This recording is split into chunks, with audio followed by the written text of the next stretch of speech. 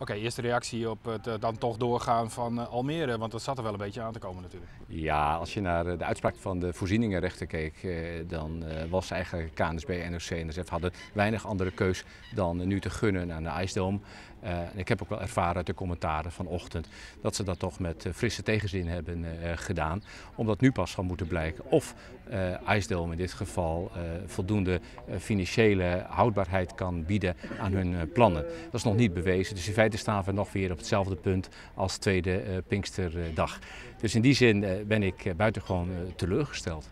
Zou ik zeggen, uw emoties gaan verder dan frisse tegenzin, denk ik. Ja, absoluut. Ik heb gezegd, als dit zeg maar bewaarheid wordt, dan is het een historische vergissing van de KNSB, NOC en NSF. Zij vervreemden zich van Friesland, ze vervreemden zich van Tialf, maar ze vervreemden zich nog veel meer van hun eigen achterban, hun eigen gewesten, hun eigen schaatsers. Als je ook ziet en hoort vandaag de emoties die over de sociale media en in de schrijvende media, in de filmende en de radio, het is ongekend. En daardoor word ik ook alleen maar gesterkt in mijn inzet om nog harder er tegenaan te gaan dan ik al altijd heb gedaan. Inderdaad, gewest Friesland is hier ook niet blij mee. KNSB-bestuur heeft zich laten verleiden door mooie plaatjes en mooie praatjes. Hoe ziet u dat tegenaan? Nou, kijk, ik ga niet afgeven op IJsdome of op Zoetermeer. Dat is niet mijn stijl. Mijn stijl is, we zijn begonnen met een gelijkwaardig speelveld. We moesten een helder investerings-, exploitatie- en realisatieplan bieden. Dat hebben wij vanuit Friesland gedaan met harde pecunia. Vanuit Zoetermeer en Almere zijn er prachtige Fata Morgana's zijn er geschilderd, mooie luchtkastelen die nog niet onderbouwd zijn met financiën. En ik heb het wel gedaan, wij hebben het wel gedaan. Dus ik wil graag afgerekend worden op het verschil in die investerings- en exploitatieplannen. En als ik dan verlies, als wij dan verliezen als Friesland, dan zeg ik, dan hebben we het aan onszelf te danken. Maar dit is geen gelijk speelveld. Er is ook wel eens gezegd dat de KNSB hiermee kwam, deze wedstrijd, om de provincie te prikkelen en tot actie over te gaan. Dat de provincie dan misschien wat arrogant had gezegd, nou kom maar op, en nu uiteindelijk verliest. Hoe zit dat in elkaar?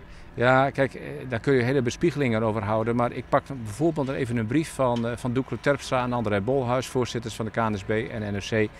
Die mij op 2 november vorig jaar onvoorwaardelijk schreven van dat zij de toekomst in wilden gaan met Tialf voor de internationale schaatsport, voor de evenementen, voor de toptrainingsfaciliteiten. Dat was een onvoorwaardelijk commitment. Ja, en kijk nu eens even waar we nu staan. Dat soort brieven hebben kennelijk van nul en geenerlei waarde. En dat is ook aan de orde geweest bij de voorzieningenrechter in Utrecht.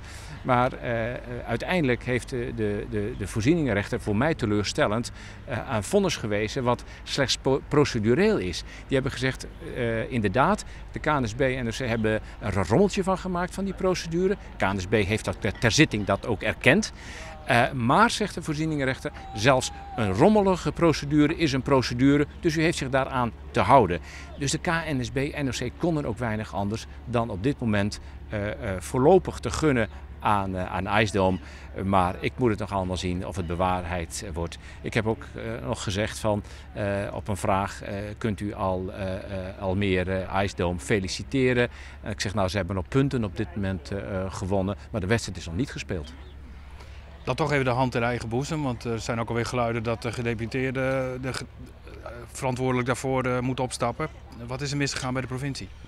Ja, wat is er misgegaan? We hebben natuurlijk, en dat heb ik ook al vaker gezegd, lang getalmd met het concreet voorleggen van beslissingen aan de staten. Het is natuurlijk ook een heel ingrijpend proces, want je praat op dit moment over 54 miljoen, maar aanvankelijk over ruim 100 miljoen is wel gemeenschapsgeld wat je vanuit de provincie beschikbaar gaat stellen aan zo'n initiatief. Maar er waren ook contacten in bedrijfsleven en zo bijvoorbeeld, dus misschien toch wat meer daarop in hebben moeten zetten? Jawel, die contacten zijn er, maar op enig moment zegt het bedrijfsleven gaat niet een totaal concept financieren. Die willen daarin participeren en dan is het altijd de vraag wie doet de eerste stap. En dan moet je je ook realiseren dat wanneer je hetzij in Zoetermeer of in Almere gevestigd bent met je initiatieven, dat je daar een ander areaal aan groot bedrijfsleven om je heen hebt dan in Friesland. Dus wij hebben hier natuurlijk ook andere keuzes moeten maken. Wij hebben de eerste stap gezet en de tweede stap vanuit het bedrijfsleven en hopelijk ook van de Rijksoverheid die volgt. Nou, Thalmen heb ik u horen noemen. Ja, nou ja, kijk, als wij 2 jaar geleden, laten we maar zo zeggen, 75 miljoen Affront beschikbaar hadden gesteld en gezegd, we gaan ervoor, gaan met die banaan, dan waren we helemaal niet in die tender terechtgekomen. Ja, het zij zo, maar gedane zaken nemen geen keer. Het zijn politieke afwegingen, het zijn bestuurlijke afwegingen, het gaat om geld van de burger, van de gemeenschap. En achteraf weet iedereen altijd precies wat we wel of niet hadden moeten doen op welk moment.